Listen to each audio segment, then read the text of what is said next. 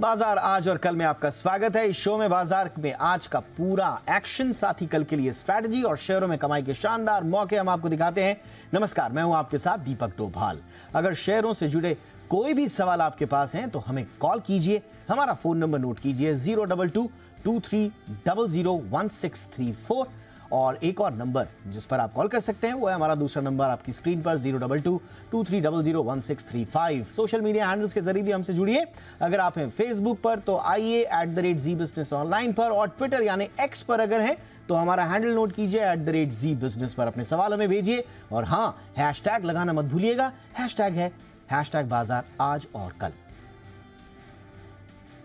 और मेरे साथ कल के लिए आपकी तैयारी कराने के लिए हैं जी बिजनेस के मैनेजिंग एडिटर अनिल सिंघवी। इसके अलावा मेरे साथ एक और खास मेहमान मार्केट एक्सपर्ट सुदीप बंदोपाध्याय साहब भी हैं। सुदीप जी, बहुत बहुत स्वागत है आपका। आपसे चर्चा आगे बढ़ाएं उससे पहले देख लेते हैं आज बाजार में कैसा रहा कारोबार। तो बाजार में आज निचले स्तरों से शानदार रिकवरी देखी गई। कारोबार के अंत में सेंसेक्स करीब 250 अंकों की बढ़त के साथ 66,119 के लेवल पर बंद हुआ। वहीं निफ्टी 51 अंक चढ़कर 19,716 के स्तर पर हुआ बंद। हालांकि बैंक निफ्टी 36 अंक फिसल गया और यह हुआ 44,588 के स्तर पर बंद। और आइए अब देखते हैं एडिटर्स टेक। जी बिजनेस के मैनेजिंग एडिटर अनिल सिंघवी क्या बता रहे हैं, बाजार का हाल किस तरह से बता रहे हैं, सुनिए। इस हफ्ते 2 दिनों तक भारतीय बाजारों ने सीमित दायरे में कारोबार किया और आज भी शुरुआत करने के लिए संकेत थे बेहद खराब। अमेरिकी बाजारों में दमदार गिरावट हुई। लगभग 400 अंकों की नैस्डैक में 400 अंकों की डाउ में, 200 अंकों की नैस्डैक में, और ऐसा लग रहा था एशियाई बाजारों का हाल देखकर कमज़ोर खुलना पड़ेगा। लेकिन भारतीय बाजार कोई खास कमज़ोर खुले नहीं, हल्की सी कमजोरी के साथ खुले और उसके बाद सीमित दायरे में कारोबार करते हुए दिखे। लेकिन मिड सेशन में धीमे धीमे थोड़ा सा बिकवाली का दबाव बढ़ता हुआ नजर आया। 10 बजे के बाद से बिकवाली थोड़ी बढ़ती दिखी। दिन के दौरान 2 अहम लेवल के आसपास पहुंचे बाजार। निफ्टी पर 19,550 और बैंक निफ्टी पर 44,200। इस रेंज के आसपास पहुंचने के बाद वहीं पर सपोर्ट लिया। ये बड़ी इंपॉर्टेंट लेवल्स थी जहां बाजार पहुंचे और सपोर्ट लेकर जो रिकवरी आई वो कमाल की थी। इस रिकवरी के पीछे 2 वजह थी। एक तो ये कि मंथली एक्सपायरी से ठीक एक दिन पहले थोड़े बाजार ओवरसोल्ड हो चुके थे।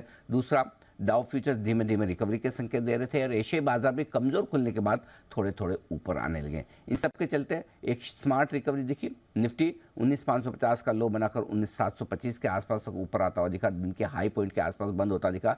बैंक निफ्टी ने भी रिकवरी तो अच्छी दिखाई। निचले स्तरों से करीबन 400 450 अंक रिकवर हुआ, लेकिन बंद होते तो फिर भी 35 अंकों का नुकसान बैंक निफ्टी में जरूर रहा। लेकिन रात की बात है कि 44,500 के इंपॉर्टेंट लेवल के ऊपर ही बैंक निफ्टी बंद हुआ, उसके नीचे नहीं। मिड कैप और स्मॉल कैप शेयरों में गजब का एक्शन। आज फिर से लगातार चौथे दिन स्मॉल कैप इंडेक्स तेजी के साथ बंद हुआ और आप देख सकते हैं 0.5% ऊपर स्मॉल कैप इंडेक्स, 1% ऊपर मिड कैप इंडेक्स, यानी कि वहाँ पर भी भरपूर तेजी बनती दिखी। तो कह सकते हैं 2 दिनों के सीमित दायरे के कारोबार के बाद आज एक रिलीफ रैली आती दिखी। भले ही इंडाइसेस आपको ज़्यादा मजबूत ना दिख रहे हो, बहुत तेजी दिखाते हुए नजर आए हो, लेकिन 2 खास बात थी। एक, निचले स्तरों से स्मार्ट रिकवरी, और दूसरा चौतरफा खरीदारी का माहौल। ये कॉन्फिडेंस बढ़ाने वाला ट्रेडिंग सेशन था, खासतौर से तब जब कल आपको मंथली एक्सपायरी फेस करनी है। उससे पहले भारतीय बाजारों में आज लंबे समय बाद थोड़े से अच्छी मजबूती के संकेत आते हुए दिखे हैं। और सुदीप जी का रुख करते हैं। सुदीप जी, एक बार फिर आपका स्वागत। लेकिन उससे पहले जरा आज संस्थागत निवेशकों ने कितनी खरीदारी की या बिकवाली की, जरा ये भी डेटा देख लेते हैं। FIIs यानी कि विदेशी संस्थागत निवेशकों ने कैश मार्केट में करीब 354 करोड़ रुपए की बिकवाली की है। DIIs यानी कि घरेलू संस्थागत निवेशकों ने करीब 386 करोड़ रुपए की खरीदारी की है। FII DI डेटा ये रहा आपकी स्क्रीन पर।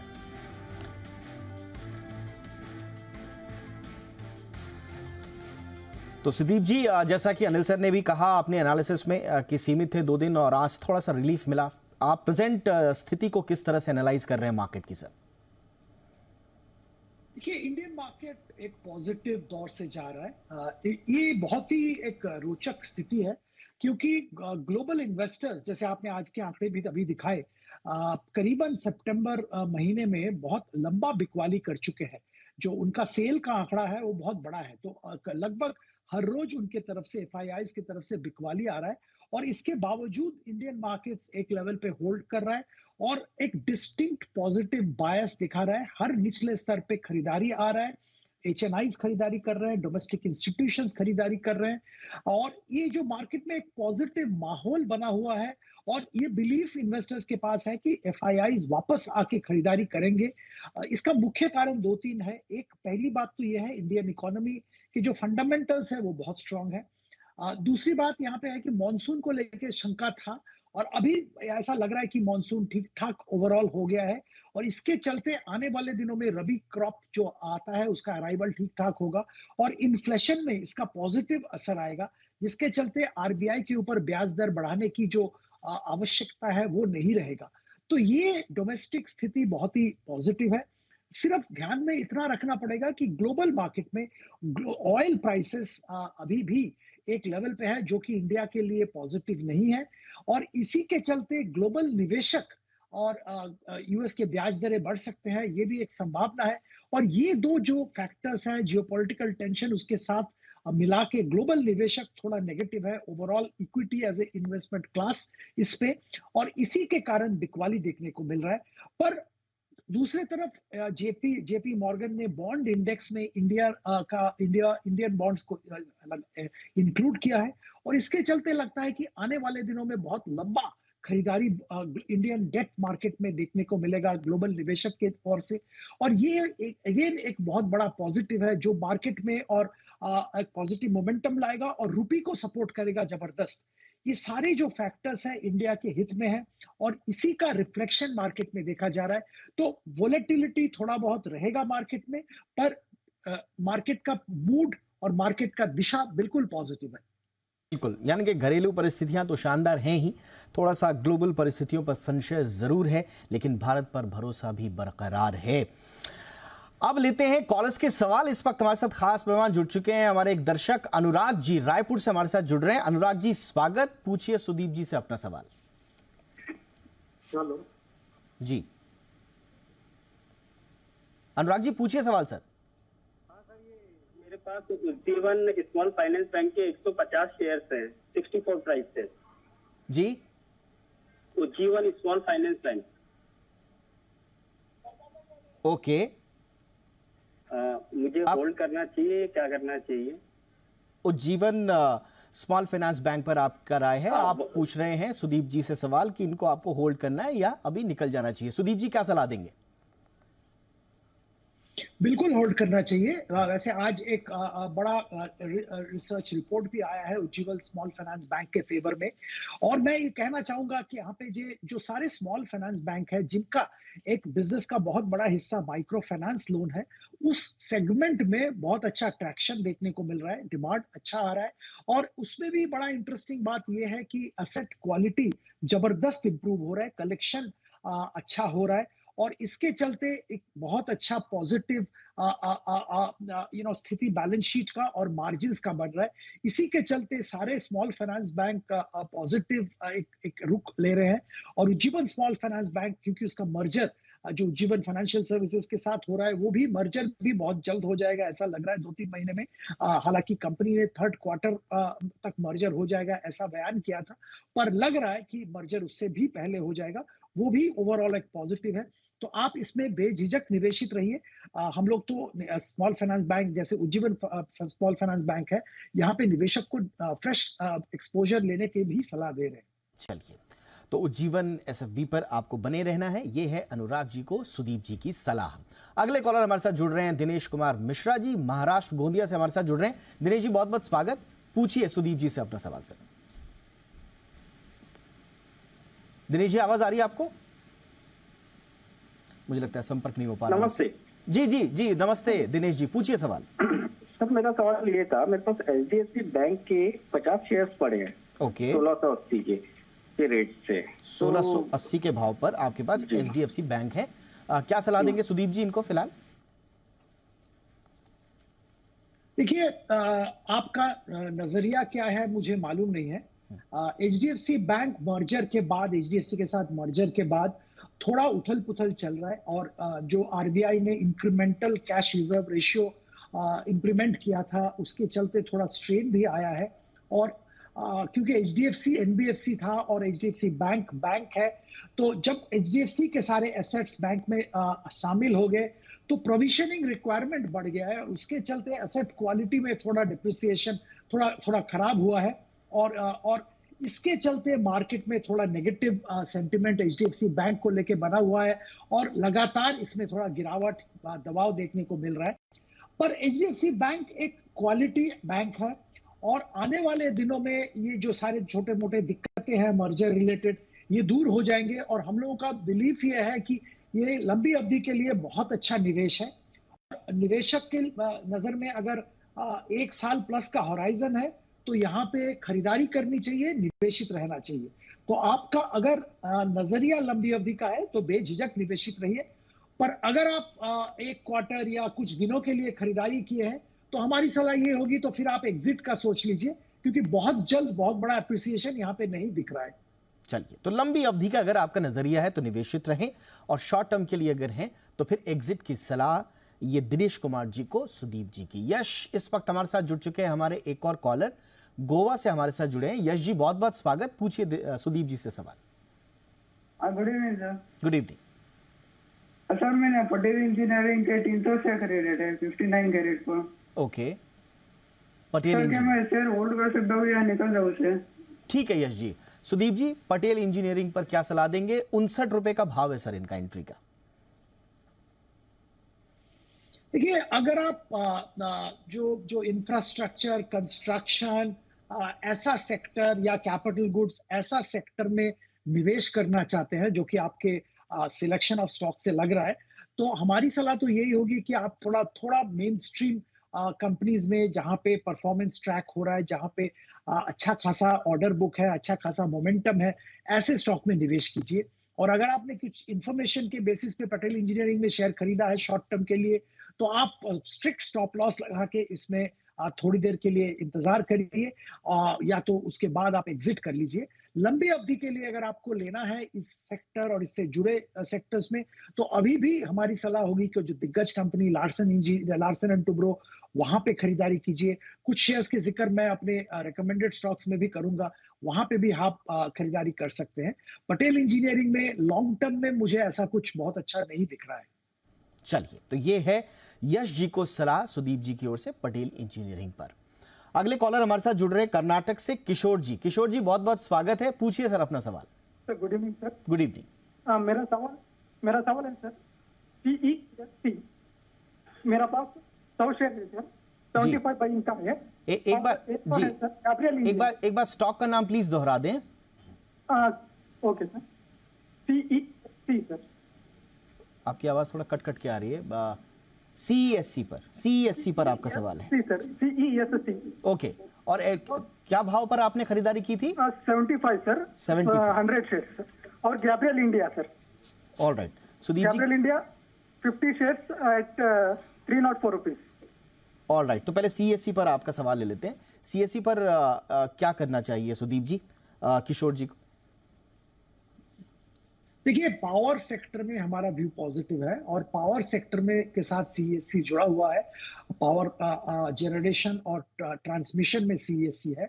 परफॉर्मेंस बाय एंड लार्ज अच्छा रहा है कंपनी का, और आपने 75 रुपए में लिया है, आप मुनाफे में है, तो हमारी सलाह तो ये होगी कि अगर आपने लंबी अवधि के लिए सोच के लिया है, पावर सेक्टर में रहना है सोच के, तो जरूर निवेशित रहिए, कोई दिक्कत नहीं है। और अगर आपने शॉर्ट टर्म के लिए लिया है तो हमारी सलाह तो यही होगी हर निवेशक के लिए कि स्ट्रिक्ट स्टॉप लॉस लगाइए, और उसके साथ आप काउंटर में रहिए। स्टॉप लॉस लगाए बिना शॉर्ट टर्म के लिए कुछ खरीदारी मत करना। लॉन्ग टर्म सीएससी कोई प्रॉब्लम नहीं है, निवेशित रह सकते हैं। आपने दूसरा शेयर का जिक्र किया, गैब्रियल पे इन्होंने पूछा जी, गैब्रियल इंडिया। यहाँ पे भी हमारा व्यू पॉजिटिव है, आप भी मुनाफे में हैं, तो अगर आपने लंबी अवधि के लिए सोच के लिया है तो आप निवेशित रहिए, कोई दिक्कत नहीं है। चलिए, तो गैब्रियल इंडिया पर निवेशित रहने की सलाह। और अब हमारे साथ एक और कॉलर हमारे साथ जुड़ रहे हैं, संदेश जैन अहमदाबाद से। संदेश जी, बहुत बहुत स्वागत, पूछिए अपना सवाल सर। सर, सुदीप जी, मैं पहले तो बधाई दूंगा, अनिल सर ने मुझे दिया था SIP स्टॉक, लगभग 3 साल पहले मैंने परचेज किया हूँ, क्वांटिटी था 86 के भाव से मैंने लिया हूँ, PTC इंडिया जी। तो PTC पर ही अभी आपका सवाल है संदेश जी? पीटीसी पे क्या व्यू रहूं? लॉन्ग टर्म इन्वेस्टर हूं मैं। ऑलराइट, लॉन्ग टर्म इन्वेस्टर है आप, पीटीसी पर व्यू जानना चाह रहे हैं। सुदीप जी क्या सलाह देंगे संदेश जी को? निमेश जी, ओवरऑल पावर सेक्टर में जैसे मैं अभी जिक्र कर रहा था, हम लोग बहुत पॉजिटिव है। हम लोगों को लगता है कि इंडिया में जो इकोनॉमिक ग्रोथ हो रहा है, इसमें इसके चलते पावर सेक्टर का डिमांड बहुत बढ़ेगा और वो अभी actually getting translated in the ground also. Her power company के पास जनरेशन कैपेसिटी बढ़ा रहे हैं, ट्रांसमिशन अच्छा हो रहा है, पावर सेक्टर के जो लूप होल्स थे, जो दिक्कतें थी, वो दूर हो रहा है और हर पावर कंपनी अपना ट्रेडिशनल एनर्जी के साथ ग्रीन एनर्जी, रिन्यूएबल एनर्जी पे भी ध्यान दे रहे हैं। तो पीटीसी जैसे पावर ट्रेडिंग कॉर्पोरेशन जो फैसिलिटेट करते हैं, वहां पे भी बहुत अच्छा अपॉर्चुनिटी बन रहा है। तो क्योंकि आप लंबी अवधि के लिए निवेशित है और निवेशित रहना चाहते हैं, कोई दिक्कत नहीं है। आप बेझिझक काउंटर में निवेशित रहिए, आपको अच्छा खासा रिटर्न करंट लेवल से भी मिलेगा। तो आपने अच्छा स्टॉक चुना है, निवेशित रहिए। चलिए, और बहुत बहुत बधाई भी संदेश जी को, और बहुत बहुत धन्यवाद भी कि उन्होंने जी बिजनेस पर मिली सलाह को एक्नॉलेज भी किया। बहुत बहुत धन्यवाद आपको। और ये थी आपके लिए सलाह सुदीप जी की ओर से। निकुंज जी हमारे साथ जुड़ रहे हैं, अगले कॉलर दिल्ली से। निकुंज जी स्वागत है, पूछिए सर अपना सवाल। जी, मैंने BEML के 170 शेयर लिए थे 2650। ओके, 2650 के लिए शॉर्ट टर्म के लिए पता करना था। शॉर्ट टर्म के लिए सुदीप जी क्या सलाह देंगे निकुंज जी को? देखिए, कंपनी अच्छा है, सेक्टर अच्छा है, परफॉर्मेंस आने वाले दिनों में अच्छा रहेगा, पर आपने बहुत ऊपर प्राइस पे लिया है और क्योंकि आप कह रहे हैं कि आप शॉर्ट टर्म के लिए ही आपने निवेश किया है, तो हमारी सलाह तो ये होगी कि आप थोड़ा लॉस बुक करके निकल जाइए काउंटर से, क्योंकि बहुत जल्द उस लेवल पे आपने जो लेवल पे लिया उस वहां पहुंचना या रिकवरी होना मुश्किल होगा। तो आप लॉस बुक करके एग्जिट कर लीजिए, यही हमारी सलाह होगी। चलिए, तो ये है निकुंज जी को सलाह BEML पर। अब रुकते हैं एक छोटे से ब्रेक के लिए, और ब्रेक के बाद ग्लोब कैपिटल मार्केट्स के हिमांशु गुप्ता हमारे साथ होंगे और उनसे जानेंगे कल के लिए ऑप्शन कॉल। और आइए, जी बिजनेस के मैनेजिंग एडिटर अनिल सिंह भी कल के लिए बाजार पर क्या स्ट्रैटेजी बनाने की सलाह दे रहे हैं, सुनते हैं। हमारे बाजारों के बंद होने के वक्त डाउ फ्यूचर्स 75 पॉइंट ऊपर तो नैस्डैक फ्यूचर्स 50 पॉइंट ऊपर ट्रेड करते हुए दिख रहे थे। और कल की तेज गिरावट के बाद आज उम्मीद आप हल्की फुल्की रिकवरी की अगर करना चाहते हैं तो डाउ फ्यूचर्स उसके संकेत तो दे रहे हैं। देखते हैं आज अमेरिका में किस तरह का सेशन होता है। इंपॉर्टेंट ये भी है क्योंकि अमेरिकी बाजार भी सपोर्ट लेवल के आसपास पहुंच रहे हैं, तो अगर उतार चढ़ाव के साथ अमेरिका से एक मजबूत संकेत मिले तो कल के लिए काफ़ी बेहतर होगा। लेकिन इंपॉर्टेंट ये होगा कि आज के सेशन में क्या बिकवाली का प्रेशर FIs की तरफ से कम हुआ है, ये देखना इंटरेस्टिंग होगा। हालांकि आज के डेटा में काफ़ी कुछ रोल ओवर्स के डेटा भी नजर आएंगे, लेकिन कैश मार्केट और वायदा कारोबार के डेटा मिलाकर ऐसा लग रहा है एक्सपायरी के ठीक पहले शॉर्ट कवरिंग होती हुई दिखी है। और इस शॉर्ट कवरिंग के चलते आज जो हमें मजबूती मिली है, कल उन्हीं के दम पर हम आगे शुरुआत करेंगे। अब जो सपोर्ट रेंज है बाजार के लिए 19,550 19,600 बेहद मजबूत सपोर्ट का काम करेगा। कल आसानी से टूटने वाला है नहीं। और कल ऊपर की तरफ 19,800 19,850 वो रेंज है जहां पर रुकावट दिखेगी। बैंक निफ्टी का जहां तक सवाल है 44,200 44,400 ये आपके लिए मजबूत सपोर्ट रहेगा। और ऊपरी स्तरों पर 44,775 से लेके 44,950 की वो रेंज है जहां पर रुकावट नजर आएगी। तो इन लेवल्स पर कल आपको रखना है नजर। ब्रॉडर मार्केट चुस्त दुरुस्त मजबूत रहने की उम्मीद है। स्टॉक स्पेसिफिक और सेक्टर स्पेसिफिक एक्शन तेजी की तरफ कल भी आगे बढ़ने की पूरी संभावना है। चलिए, और अब वायदा बाजार में ऑप्शन की किस रणनीति से कल आपको कमाई के मौके मिलेंगे, ये बताते हैं।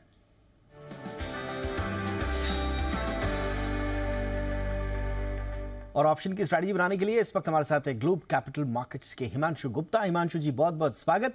सर बताएं, कल ऑप्शंस के जरिए कहां मौके बनेंगे? जी शुक्रिया दीपक जी। मुझे लगता है RBL बैंक की अक्टूबर सीरीज की 250 के स्ट्राइक की कॉल ऑप्शन खरीदारी करके चला जा सकता है। 10 रुपए 70 पैसे के आसपास आज इस ऑप्शन का क्लोजिंग प्राइस आता हुआ नजर आया। तो इन्हीं लेवल्स के आसपास अगर कल ओपनिंग होती है तो वहां पे खरीदारी करके चला जा सकता है। मेरा मानना है कि RBL बैंक का चार्ट सेटअप स्ट्रक्चर काफी पॉजिटिव है। एक अच्छे ब्रेकआउट की स्टॉक तैयारी कर रहा है और 252 255 रुपए तक जाने के लिए तैयार है 1 से 2 दिनों में। तो अगर ऐसा होता है तो ये जो कॉल ऑप्शन हम 10.5 रुपए के आसपास खरीद रहे हैं, इसमें 15 रुपए तक के टारगेट देखने को मिल सकते हैं। 8 रुपए के नीचे के स्टॉप लॉस के साथ RBL बैंक की अक्टूबर सीरीज की 250 के स्ट्राइक की कॉल ऑप्शन में खरीदारी करके चलने की सलाह रही। चलिए, तो RBL पर यह है आपकी स्ट्रैटेजी। 15 के टारगेट के साथ 8 का स्टॉप लॉस भी लगाना है, 10.5 के आसपास की आपने ये दी है सलाह। और सुदीप जी हमारे साथ बने हुए हैं। सुदीप जी, एक लॉन्ग टर्म स्ट्रैटेजी, मौजूदा जो परिस्थितियां दिख रही हैं उसमें एक लॉन्ग टर्म स्ट्रैटेजी से जुड़ा हुआ कोई शेयर हमारे दर्शकों को बताएं। जी, 2 शेयर का मैं जिक्र करूंगा। पहला शेयर बहुत ही इंटरेस्टिंग सेक्टर है, ये है domestic pump. Domestic pump market में दिग्गज कंपनी किर्लोस्कर ब्रदर्स ये लीडर है डोमेस्टिक पंप में, और इंटरनेशनल मार्केट में भी बहुत अच्छा ट्रैक्शन इनकम मिल रहा है।